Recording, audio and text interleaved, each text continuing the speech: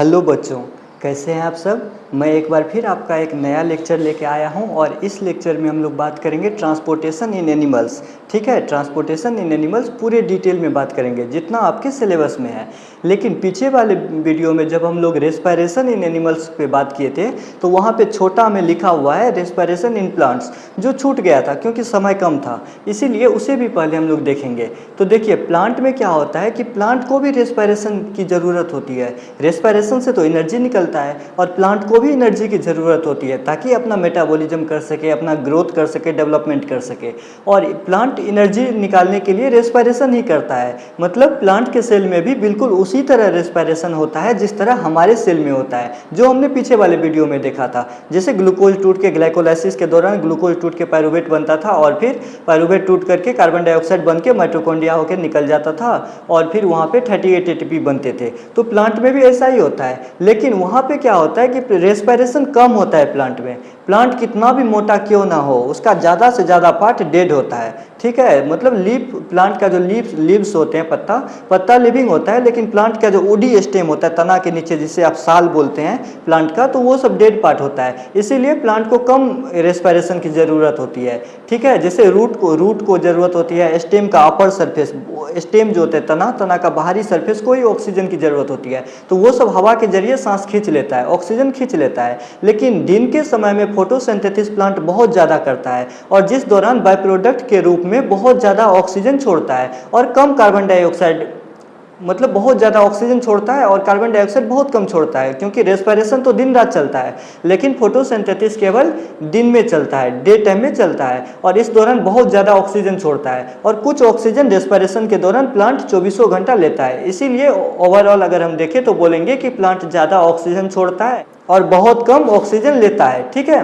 अब हम लोग बात करते हैं आज का हमारा टॉपिक ट्रांसपोर्टेशन इन एनिमल्स। ट्रांसपोर्टेशन मतलब किसी चीज़ को कहीं से उठाए और कहीं लेके चले गए। हमारे बॉडी में ट्रांसपोर्टेशन कौन करता है? ब्लड करता है। तो अभी हम लोग डिटेल में देखेंगे ब्लड। और इससे पहले मैं आपको बता दूं, आपके एनसीईआरटी में एक टॉपिक है सिगरेट, गुटखा, ड्रग्स, स्मोकिंग से क्या होता है। तो इससे लंग्स कैंसर होता है। इसके बारे में लिखा हुआ है कि अगर कोई सिगरेट खाता है, गुटखा खाता है या फिर तंबाकू, टोबैको अगर मुंह में चबाता है तो मुंह में भी उसका ओरल कैंसर हो सकता है। ठीक है, जिसका तस्वीर टोबैको के पैकेट पे होता है, सिगरेट के पैकेट पे जो तस्वीर होता है ओरल कैंसर यानी मुंह के कैंसर का, तो यही बताता है कि आपको सिगरेट, स्मोकिंग इस सब से बिल्कुल दूर रहना है। और कुछ लोग जो ज़्यादा सिगरेट पीते हैं तो हमारे जो रेस्पिरेटरी ट्रैक होता है, रेस्पिरेटरी ट्रैक यानी ब्रोंकाई और ब्रोंक्यूल्स, जो पीछे वाले लेक्चर में हम बात किए थे, तो ब्रोंकाई और ब्रोंक्यूल्स में छोटा छोटा फिंगर जैसा होता है जिसे बोलते हैं सिलिया वही जो प्लाज्मोडियम, जो पैरामीशियम में होता था, पैरामीशियम में हमने देखा था ना सिलिया, तो वही सिलिया होता है हमारे ब्रोंकाई और ब्रोंक्यूल्स में। तो वो सिलिया हमारे अंदर भी होता है ब्रोंकाई और ब्रोंक्यूल्स में। वो सिलिया क्या करता है, तो जो भी धूल नाक से होकर के अंदर चला जाता है धुआं, तो धूल और धुआं को रोक लेता है और कफ के रूप में बाहर निकाल देता है। लेकिन जो लोग ज़्यादा स्मोकिंग करते हैं, सिगरेट या जो भी स्मोकिंग करते हैं, तो वो डैमेज हो जाता है सिलिया, जिस दौरान क्या होता है कि कफ नहीं निकल पाता, कफ अंदर ही चला जाता है फेफड़ा में और फिर लंग्स कैंसर कर सकता है, लंग्स में इन्फेक्शन कर सकता है। ठीक है, अब देखिए ये जो टॉपिक है ट्रांसपोर्टेशन, ये शुरू ही होता है एक एक्टिविटी से और इस एक्टिविटी में आपसे पूछता है कि एक नॉर्मल ह्यूमन में कितना हेमोग्लोबिन होता है। तो आप याद रखिएगा, एक नॉर्मल ह्यूमन में लगभग 12 से 16 ग्राम पर 100 ml ऑफ ब्लड, मतलब 100 ml ब्लड अगर ह्यूमन का लेंगे तो उसमें लगभग 12 से 16 ग्राम हेमोग्लोबिन होता है। आपको याद रखना है, ये पूछा है, आपके बुक में दिया नहीं है तो जरूरी नहीं है क्वेश्चन में आ जाए, लेकिन अगर आए तो आपको याद रखना है कि 12 से 16 ग्राम पर 100 ml ऑफ ब्लड, मतलब ब्लड के 100 ml में। अब आपसे पूछता है कि हेमोग्लोबिन क्या एक बच्चा में और एडल्ट में सेम होता है? नहीं,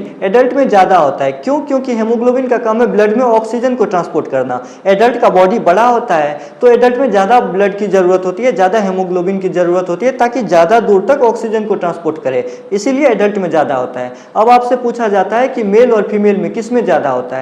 अब आप सोचिए किस में ज़्यादा होता होगा? मेल में ज़्यादा होता है। कितना होता है? आरबीसी। क्यों? मेल में आरबीसी ज़्यादा होता है और आरबीसी के अंदर ही तो हेमोग्लोबिन होता है ना, मतलब हेमोग्लोबिन मेल में ज़्यादा होता है। मेल में आरबीसी कितना होता है? तो लगभग 5 से 5.5 लाख पर mm³ ऑफ ब्लड, मतलब 1 mm³ ब्लड अगर मेल का लेंगे तो उसमें लगभग 5 से 5.5 मिलियन आरबीसी मिलेंगे और फीमेल में लगभग 5 मिलियन होते हैं। 5.5 तक नहीं जाता, 5 मिलियन के आसपास होते हैं। अब आपसे पूछता है कि आप आसपास कोई वेटरिनरी डॉक्टर जो होते हैं, मवेशी डॉक्टर, उनके पास जाके आप पता करिएगा कि गाय भैंस में कितना आरबीसी होता है, कितना हेमोग्लोबिन होता है, हमसे ज़्यादा होता है या कम होता है। और अंत में पूछता है कि आप ये बताइए कि आरबीसी किस में कितना होगा, ये कौन डिसाइड करता है। तो देखिए ये डिसाइड करता है हमारी ज़रूरत, जिसमें जितनी ज़रूरत होगी उतनी होगी। और दूसरा ये डिसाइड करता है हमारा हेल्थ, हेल्थ कैसा है। अच्छा हेल्थ है तो हमें नॉर्मल लेवल पे होगा, आरबीसी डब्ल्यूबीसी ये सब हेमोग्लोबिन सब नॉर्मल होंगे। लेकिन अगर हेल्थ खराब है, हेल्थ पुअर है, इस दौरान आरबीसी हेमोग्लोबिन ये सब कम होगा। ठीक है, अब हम बात करते हैं आज का हमारा जो टॉपिक है ब्लड।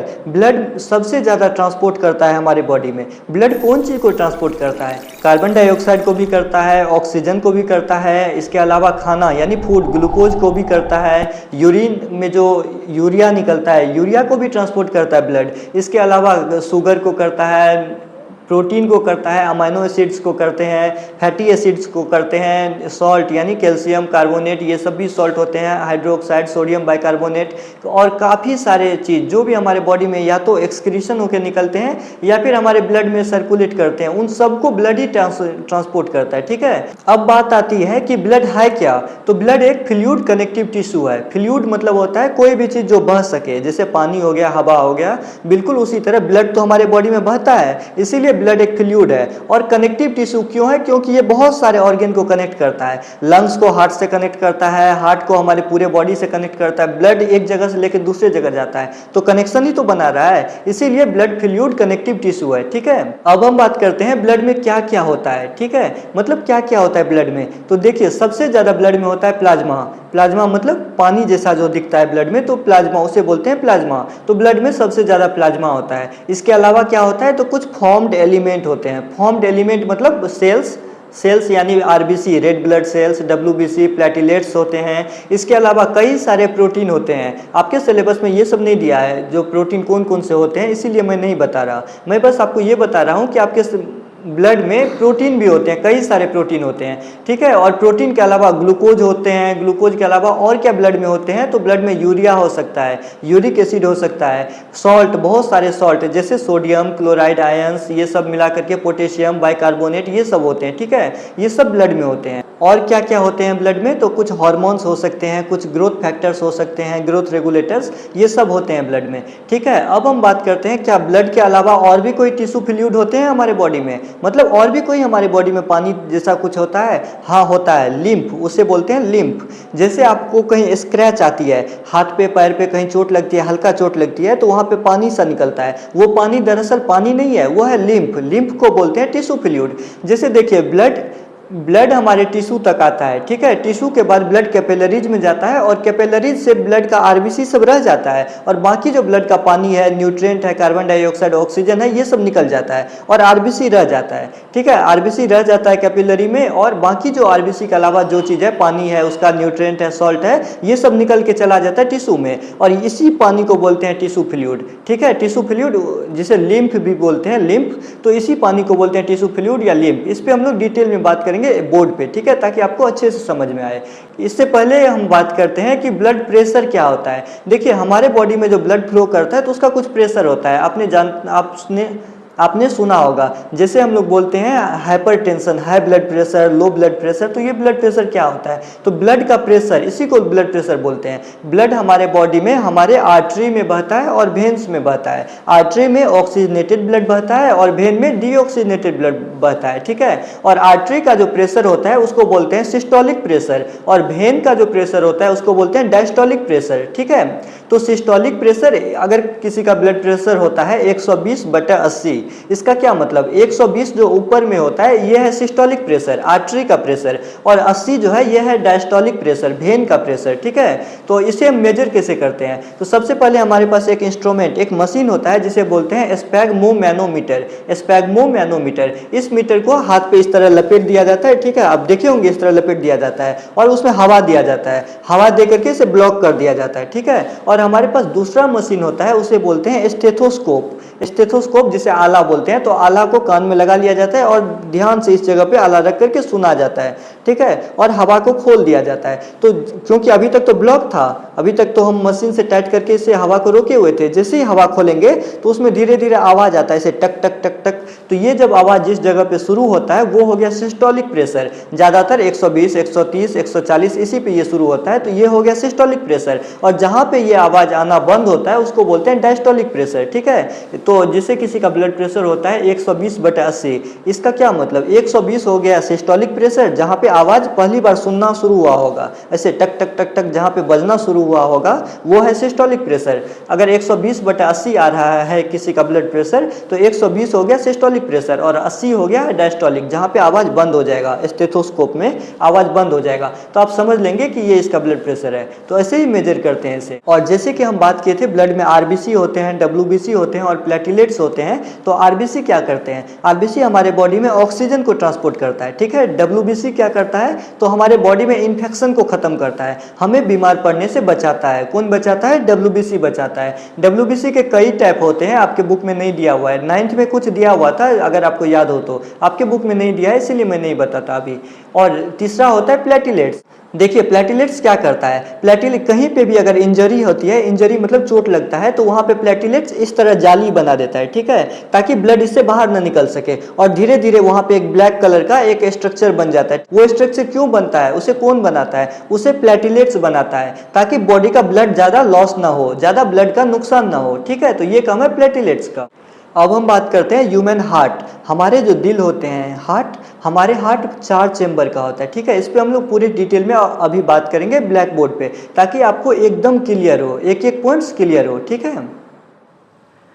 तो ठीक है, अभी हम लोग बात करेंगे ह्यूमन हार्ट के बारे में। इसके स्ट्रक्चर पे पूरे डिटेल में बात करेंगे, ये कैसे ब्लड हमारे लंग्स को भेजता है और लंग्स से ब्लड प्यूरिफाई होकर के कैसे हमारे हार्ट में आता है और हार्ट से टिश्यूज में जाता है, इसके बारे में पूरे डिटेल में बात करेंगे। और हार्ट का इवोल्यूशन के बारे में बात करेंगे, मतलब किसमें कितने चेम्बर का हार्ट होता है। जैसे आपने सुना होगा मछली में 2 चेम्बर का हार्ट होता है, उसके बाद एम्फीबियंस में 3, तो इस पे भी हम लोग डिटेल में बात करेंगे। तो ठीक है, अभी हम लोग बात करेंगे ह्यूमन हार्ट के स्ट्रक्चर पे।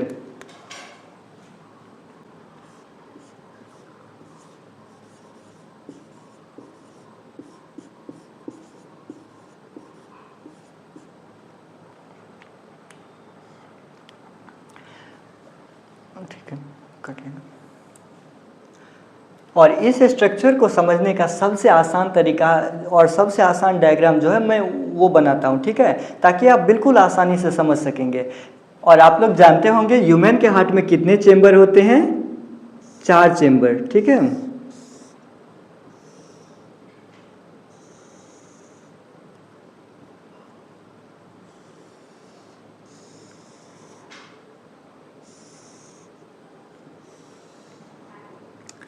ठीक है, तो ये मैं एक डैशबोर्ड बनाया हूँ। ह्यूमन का हार्ट एक्चुअल में कैसे दिखता है वो आप इधर देखिए, ऐसा दिखता है। लेकिन उसको समझने के लिए हम एक आसान डायग्राम बनाते हैं। मान लीजिए ये मेरा हार्ट है, ठीक है, हम इस तरह खड़े हैं, ये मेरा राइट हैंड है, तो इस हार्ट पे इस तरफ राइट साइड होगा और इस तरफ लेफ्ट साइड होगा, ठीक है। तो ये हो गया राइट साइड और ये हो गया लेफ्ट साइड, ठीक। और राइट साइड में ऊपर वाले जो दोनों चेंबर होते हैं इसको एट्रिया बोलते हैं, ठीक है। इसे क्या बोलते हैं, एट्रिया। क्या बोलते हैं इसे, एट्रिया बोलते हैं। और नीचे वाले दोनों चेंबर को क्या बोलते हैं, वेंट्रिकल, ठीक है, इसे बोलते हैं वेंट्रिकल,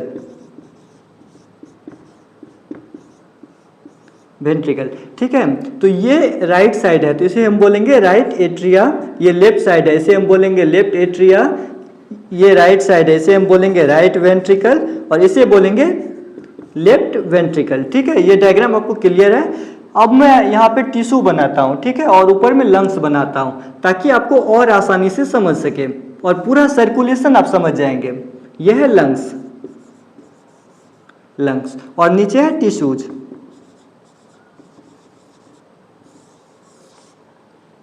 अब देखिए, हमने सुना होगा कि हमारे जो बॉडी में ब्लड होते हैं इसमें डबल सर्कुलेशन होता है, डबल सर्कुलेशन होता है। अभी हम लोग देखेंगे डबल सर्कुलेशन कैसे होता है।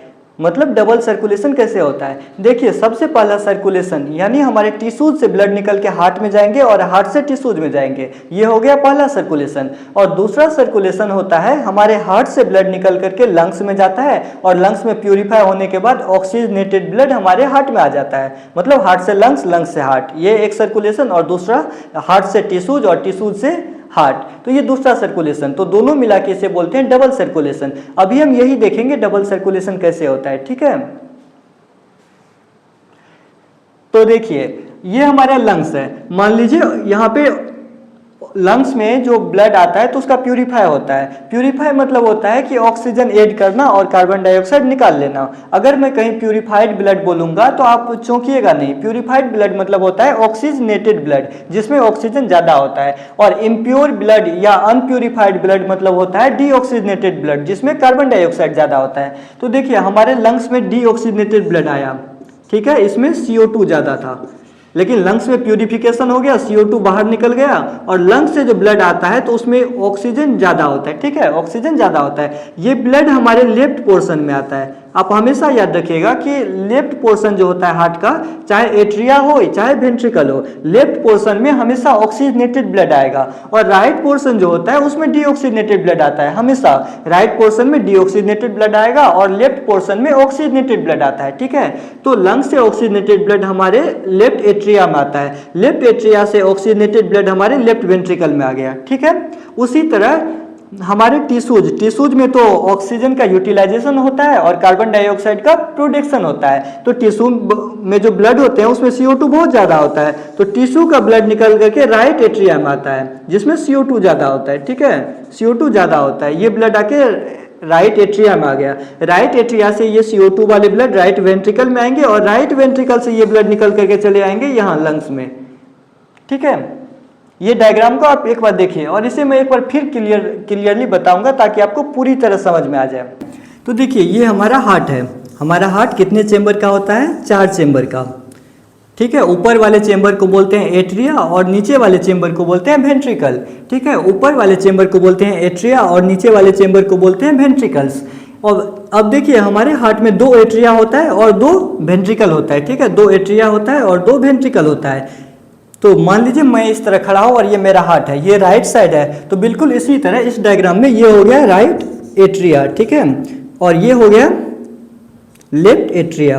बिल्कुल इसी तरह इसके नीचे हो गया, ये दोनों वेंट्रिकल है, तो ये हो गया राइट वेंट्रिकल और ये हो गया लेफ्ट वेंट्रिकल। अब देखिए, यहाँ पे नीचे टिश्यूज होता है, टिश्यू, ठीक है।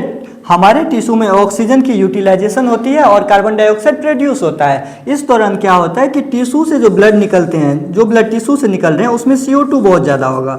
CO2 वाले ब्लड हमारे राइट एट्रिया में आ जाता है, ठीक है। CO2 वाले ब्लड हमारे राइट एट्रिया में आ जाता है। और इधर लंग्स, ऊपर में हम लिखते हैं लंग्स। दरअसल ये डायग्राम नहीं है, ये तो बस आपको समझाने के लिए ये डायग्राम बनाते हैं। और लंग्स में यही राइट वेंट्रिकल से यही ब्लड निकल करके हमारे लंग्स में चला जाता है और इस ब्लड में CO2 बहुत ज़्यादा होता है। इसका मतलब राइट एट्रिया से डीऑक्सीजनेटेड ब्लड राइट वेंट्रिकल में आता है और राइट वेंट्रिकल से डीऑक्सीजनेटेड ब्लड निकल के हमारे लंग्स में चला जाता है। लंग्स में प्यूरिफिकेशन होता है और प्यूरिफिकेशन के बाद ऑक्सीजनेटेड ब्लड, यहाँ पे जो ब्लड आते हैं जिसमें O2 बहुत ज़्यादा होता है, ये ऑक्सीजनेटेड ब्लड लंग्स से आता है लेफ्ट एट्रिया में और लेफ्ट एट्रिया से ब्लड लेफ्ट वेंट्रिकल में आता है और लेफ्ट वेंट्रिकल से ब्लड निकल करके हमारे टिश्यू में चला जाता है। तो ये डायग्राम अब आपको पूरी तरह क्लियर हो गया होगा कि, और अब मैं आपको बताता हूं कि डबल सर्कुलेशन कैसे होता है। देखिए, एक बार हार्ट और लंग्स, मतलब लंग्स से ब्लड हार्ट में आया, हार्ट से ब्लड लंग्स में गया, एक सर्कुलेशन हो गया। दूसरा सर्कुलेशन, हार्ट से ब्लड निकल के टिश्यू में गया और टिश्यू से ब्लड निकल करके हार्ट में चला गया, तो ये डबल सर्कुलेशन। ह्यूमन में और बर्ड्स और मेमल जितने होते हैं, जिस मेमल्स यानी जिसके बॉडी पे हेयर्स होते हैं, जैसे गाय, भैंस, बकरी, कुत्ता, बिल्ली, ये सब मेमल है। तो मेमल के और बर्ड्स के, बर्ड यानी पक्षी और मेमल्स के बॉडी में जो हार्ट होते हैं वो 4 चेम्बर्ड हार्ट होते हैं, उसमें डबल सर्कुलेशन होता है, ठीक है। तो इसी को बोलते हैं डबल सर्कुलेशन।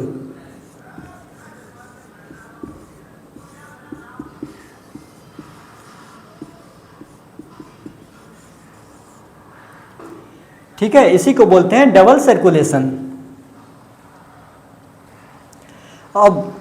अब हम बात करते हैं कुछ ऑर्गेन्स के बारे में और हार्ट से रिलेटेड कुछ जो वेन्स होते हैं, कुछ पाइप होते हैं, और ये डायग्राम में, ताकि आप उसे समझ सकेंगे, क्योंकि एग्जाम में जब आपको लिखने आएगा तो आप ये डायग्राम बना सकते हैं, ये भी आपको पूरा मार्क्स देगा। लेकिन अगर लॉन्ग टाइप क्वेश्चन में आता है तो आप ये डायग्राम बना देंगे और इस तरह दिखा देंगे, ठीक है। और दिखाने के बाद आप याद रखिएगा कि यहाँ पे जो कुछ स्ट्रक्चर होते हैं, कुछ पाइप्स होते हैं, उसको आपको लेवल करना होता है, उसका नाम लिखना होता है। तो आप समझिए, जो भी पाइप हार्ट से ब्लड को दूर ले जाता है उसे हम लोग आर्टरी बोलते हैं, ठीक है। हार्ट से ब्लड को दूर ले जाता है उसको हम लोग क्या बोलते हैं? आर्टरी।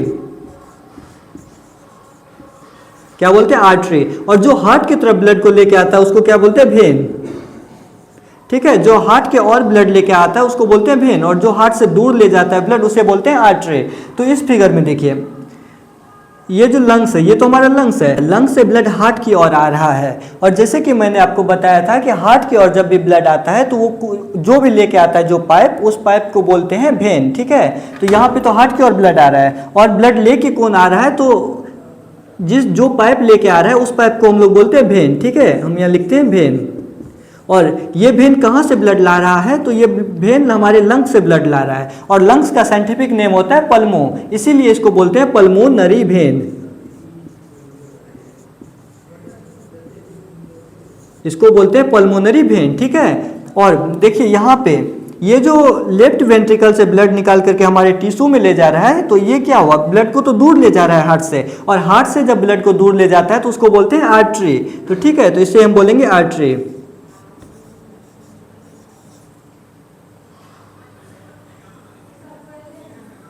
इसे हम बोलेंगे आर्टरी, ठीक है। और बिल्कुल उसी तरह आप देखिए, टिश्यू से ब्लड निकाल करके फिर हार्ट की ओर ले जा रहा है ये पाइप, तो इस पाइप को हम लोग क्या बोलेंगे? हार्ट की ओर ब्लड ले जा रहा है तो बोलेंगे तो वेन, ठीक है।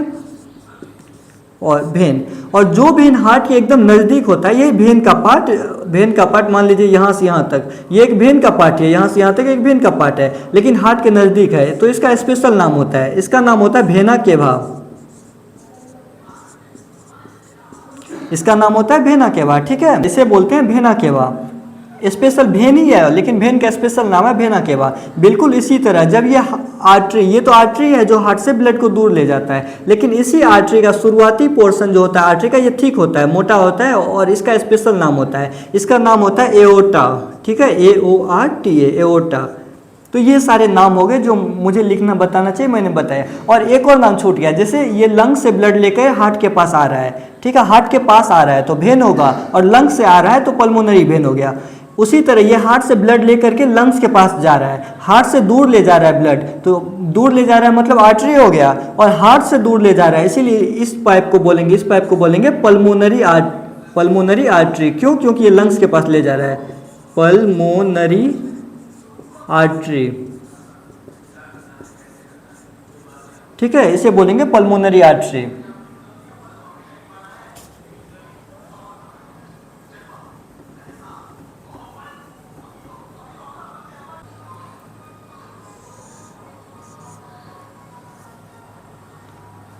ठीक है, तो आपको डायग्राम समझ में आया? देखिए एक बार फिर मैं इसे पूरी तरह रिकैप करता हूँ ताकि आपको बिल्कुल क्लियर हो जाए, आपके दिमाग में सेट हो जाए। देखिए, हार्ट के तरफ जो ब्लड लेके आता है उसको बोलते हैं वेन, और जो हार्ट से दूर ले जाता है उसको बोलते हैं आर्टरी। तो लंग से ब्लड निकल करके हार्ट के पास आया तो इसको क्या बोलेंगे? हार्ट के पास आया तो वेन बोलेंगे, लेकिन लंग से निकल के आया तो पल्मोनरी वेन बोलेंगे। उसी तरह यहाँ पे देखिए, यहाँ पे हार्ट से राइट वेंट्रिकल से ब्लड निकल करके हार्ट लंग्स के पास चला गया, हार्ट से दूर जा रहा है तो आर्टरी बोलेंगे, और लंग्स के पास जा रहा है इसीलिए पल्मोनरी आर्टरी, इसको बोलेंगे, इस पाइप को पल्मोनरी आर्टरी बोलेंगे। बिल्कुल इसी तरह यहाँ देखिए, टिश्यू से ब्लड निकल करके राइट एट्रिया में आ रहा है, टिश्यू से ब्लड निकल करके राइट एट्रिया में आ रहा है, मतलब हार्ट के पास आ रहा है तो इसे वेन बोलेंगे। हार्ट के पास आ रहा है तो वेन बोलेंगे, तो इसे हमने वेन लिखा। लेकिन उस वेन, ऐसा वेन का पार्ट जो हार्ट के नज़दीक होता है तो उसे बोलते हैं वेना केवा, ठीक है। स्पेशल नाम है वेना केवा, तो वेना केवा एक वेन है। बिल्कुल उसी तरह यहाँ पे देखिए, लेफ्ट वेंट्रिकल से ऑक्सीजनेटेड ब्लड हमारे टिश्यूज में जाता है, लेफ्ट वेंट्रिकल से ऑक्सीजनेटेड ब्लड हमारे टिश्यूज में जाता है, मतलब दूर जा रहा है ना, हार्ट से दूर जा रहा है ब्लड, तो हार्ट से जब ब्लड दूर जाता है तो उसको हम लोग आर्टरी बोलते हैं, तो इसे हम लोग आर्टरी बोले। और आर्टरी का ही शुरुआती पोर्शन का नाम है एओर्टा, ठीक है, एओर्टा ये नाम है, तो ये आपको याद रखना है, और इसे ही बोलते हैं डबल सर्कुलेशन। अब हम लोग बात करते हैं ब्लड वेसल्स। ब्लड वेसल्स यानी खून की नली। तो देखिए, जो भी हमारे ब्लड को हमारे हार्ट से दूर ले जाता है, जो भी पाइप हमारे ब्लड को हार्ट से दूर ले जाता है उसे आर्टरी बोलते हैं, और जो हार्ट के पास लेके आता है उसे वेन बोलते हैं। तो आर्टरी और वेन का क्या डिफरेंस है? पहला यही डिफरेंस कि आर्टरी जो होता है ब्लड को हार्ट से दूर ले जाता है और वेन हार्ट के नज़दीक लाता है, पहला डिफरेंस। दूसरा डिफरेंस, आर्टरी में ज़्यादा प्रेशर होता है, ठीक है, आर्टरी में ज़्यादा प्रेशर होता है और वेन में कम प्रेशर होता है, क्योंकि वो दूर से घिसा पीटा ब्लड को लेकर के हार्ट के पास आता है तो उसमें कम प्रेशर होता है। और आर्टरी में डायरेक्ट हार्ट पंप करता है ब्लड को, ताकि हार्ट से दूर जा रहा है तो हार्ट पंप करता है, बहुत तेज, बहुत ताकत लगा के पंप करता है ब्लड को आर्टरी के अंदर में, इसीलिए आर्टरी के अंदर में प्रेशर बहुत ज़्यादा होता है और वेन के अंदर में प्रेशर कम होता है, ठीक है। और जैसे कि मैं अभी 5 मिनट पहले आपको बताया होगा कि आर्टरी और वेन में जो प्रेशर होते हैं उसे सिस्टोलिक और डायस्टोलिक प्रेशर बोलते हैं। आर्टरी का प्रेशर को सिस्टोलिक बोलते हैं, जो हमेशा लगभग 100 से ज़्यादा ही होता है, नॉर्मल केस में लगभग 120 होता है, और वेन के अंदर कम प्रेशर होता है, उसको लगभग 80 होता है, नॉर्मल कंडीशन में 80 होता है, मतलब 120/80 mm ऑफ Hg।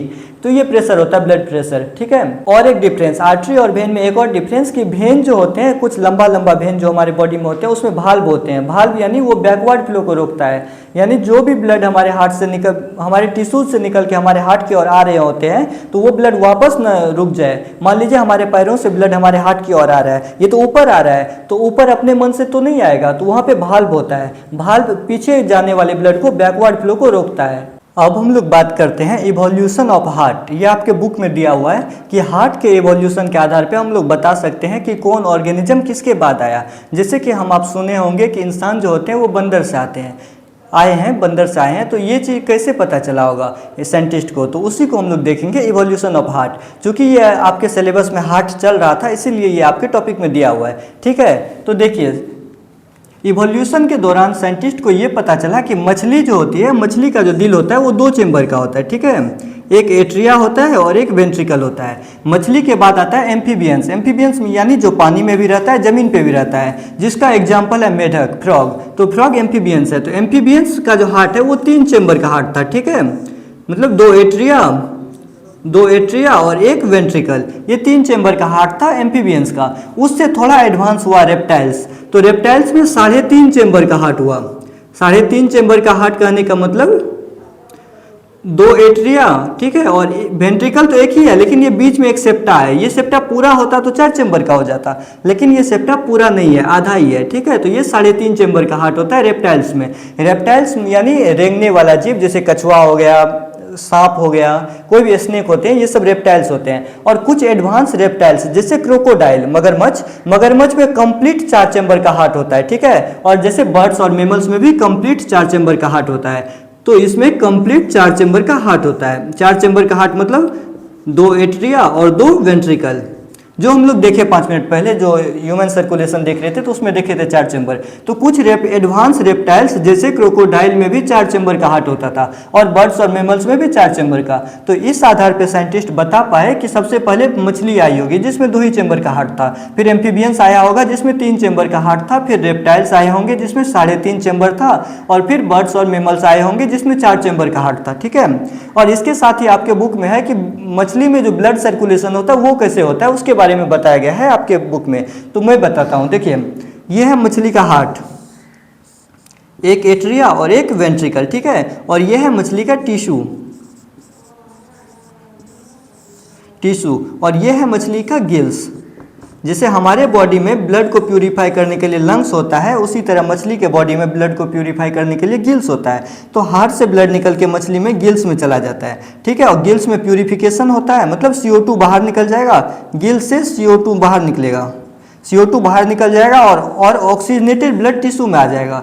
तो इस ब्लड में O2 बहुत ज़्यादा है जो टिश्यू में आया। टिश्यू में O2 का यूटिलाइजेशन होता है, CO2 का प्रोडक्शन होता है, और इस दौरान CO2 ज़्यादा जो टिश्यू में बनता है तो ये CO2 मिल जाता है इसी ब्लड में जो टिश्यू से निकलता है और फिर आ जाता है हार्ट में। तो इस ब्लड में CO2 ज़्यादा है, CO2 वाला ब्लड गया गिल्स में CO2 बाहर निकल गया, ऑक्सीजन ऐड हो गया, और ऑक्सीजनेटेड ब्लड फिर टिश्यू में आता है, टिश्यू से। तो ये एक ही साइकिल चल रहा है ना, इसीलिए इसे बोलते हैं सिंगल सर्कुलेशन। लेकिन ह्यूमन्स में या 4 चेम्बर वाले हार्ट वाले जो जीव्स होते हैं, बर्ड्स और मेमल्स, उसमें अगर आप देखेंगे तो वहाँ पे डबल सर्कुलेशन होता है, कंप्लीट डबल सर्कुलेशन। मतलब एक बार हार्ट से ब्लड निकल करके लंग्स में जाएगा, लंग्स से फिर हार्ट में आएगा, और दूसरी बार हार्ट से निकल के पूरे टिश्यूज में जाएंगे और टिश्यूज से निकल करके हार्ट में आएंगे, तो कंप्लीट डबल सर्कुलेशन होता है। अब हम लोग बात करते हैं ब्लड वेसल्स के बारे में। ब्लड वेसल्स यानी खून की नली, और इस पे हम लोग डिटेल में बात करेंगे क्योंकि पीछे भी हम बात कर चुके थे, लेकिन डायग्राम के साथ अगर आप देखेंगे तो आपके दिमाग में पूरी तरह सेट हो जाएगा।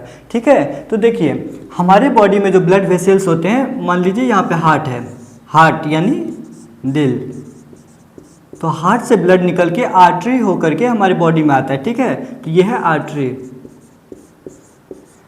और आर्टरी वाले ब्लड में ऑक्सीजन बहुत ज़्यादा होता है क्योंकि ये हार्ट से निकल के आया है, इसमें ऑक्सीजन बहुत ज़्यादा होता है। आर्टरी डिवाइड होकर बहुत छोटा छोटा आर्ट्रियोल बनाता है। ठीक है, इसे बोलते हैं आर्ट्रियोल, आर्ट्रियोल बोलते हैं क्योंकि आर्टरी से डिवाइड होकर बना है ना। जैसे हम लोग जब रेस्पिरेशन के बारे में बात किए थे तो हमने बात किया था ट्रेकिया, ट्रेकिया डिवाइड होकर के बनता था ब्रोंकाई, और ब्रोंकाई से बहुत छोटा छोटा पाइप निकलता था और उस पाइप को बोलते थे ब्रोंकियोल्स। बिल्कुल उसी तरह ये आर्टरी है और आर्टरी से बहुत सारा पाइप निकला है, इसे आर्ट्रियोल बोलते हैं। आर्ट्रियोल के बाद आता है, इसे बोलते हैं कैपिलरी, इसे बोलते हैं कैपिलरी। ठीक है, और कैपिलरी क्या होता है, देखिए आर्ट्रियोल में छेद नहीं होता, यहाँ से ब्लड बाहर नहीं निकल सकता, ऑक्सीजन बाहर नहीं निकल सकता, लेकिन जहाँ पे टिश्यू होते हैं वहाँ पे एक कैपिलरी होता है। कैपिलरी के जरिए ब्लड से ऑक्सीजन निकल सकता है, CO2 ऑक्सीजन निकल सकता है, इसके अलावा ग्लूकोज निकल सकता है, अमाइनो एसिड्स निकल सकते हैं, अमाइनो एसिड्स निकल सकते हैं, तो ये सब निकल जाता है। ठीक है, और ये सब क्यों निकलता है यहाँ से, ताकि टिश्यूज को मिल सके। अभी तक तो हम देखे थे ना कि ब्लड ट्रांसपोर्ट करके ले जाता है और टिश्यू को देता है, तो टिश्यू को कैसे देता है, ऐसे ही देता है, कैपिलरीज के जरिए ये सब निकल जाता है। ठीक है, और बचा क्या कैपिलरी में, तो यहाँ से कुछ वाटर निकल जाता है, वाटर निकल जाता है, तो ये सब बाहर निकल जाते हैं। ठीक है, और बचा क्या इसमें, तो आरबीसी बच जाता है, कुछ WBCs भी निकल जाते हैं। ठीक है, लेकिन आरबीसी बच जाता है, तो आरबीसी ही तो हमारे ब्लड को लाल कलर देता है। तो कैपिलरी से जो ये सब पानी के साथ ग्लूकोज, ऑक्सीजन, अमाइनो एसिड ये सब निकला था, इसी को बोलते हैं लिम्फ। ठीक है, इसी को बोलते हैं लिम्फ,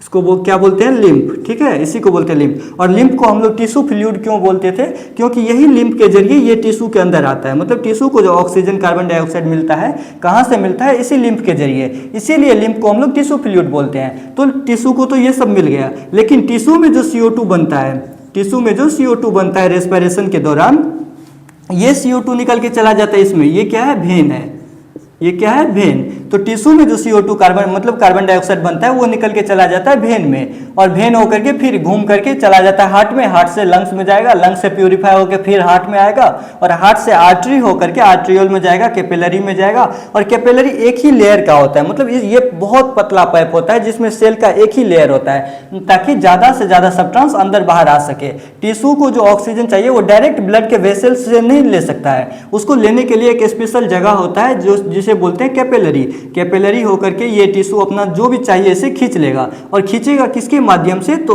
पानी के माध्यम से। पानी में ये सब घुला होता है और इसी पानी को लिम्फ बोलते हैं। तो टिश्यू को जो मिलता है nutrient, oxygen, amino acids, water, कहाँ से मिलता है, लिम्फ के जरिए। लिम्फ क्या है, तो ब्लड का ही फिल्ट्रेट है, ब्लड से ही छक करके निकला पानी, और पानी में ये सब मिला हुआ था, इसी को लिम्फ बोलते हैं और टिश्यू फ्लूइड बोलते हैं। और टिश्यू में जो कुछ कार्बन डाइऑक्साइड सब बने, ये भी टिश्यू फ्लूइड के जरिए ही वेन में जाके मिल जाता है। ठीक है, तो ये लेक्चर यहीं पे ख़त्म होता है, और आगे वाले वीडियो में हम लोग लास्ट टॉपिक बचा है excretion in plants and animals. तो उसमें हम लोग किडनी के बारे में देखेंगे, फिर प्लांट्स में जो एक्सक्रीशन होता है उस पर देखेंगे, और ट्रांसपोर्टेशन इन प्लांट्स। चूँकि इस वीडियो में लेक्चर में समय कम है तो वो हम अगले लेक्चर में देखेंगे। ठीक है।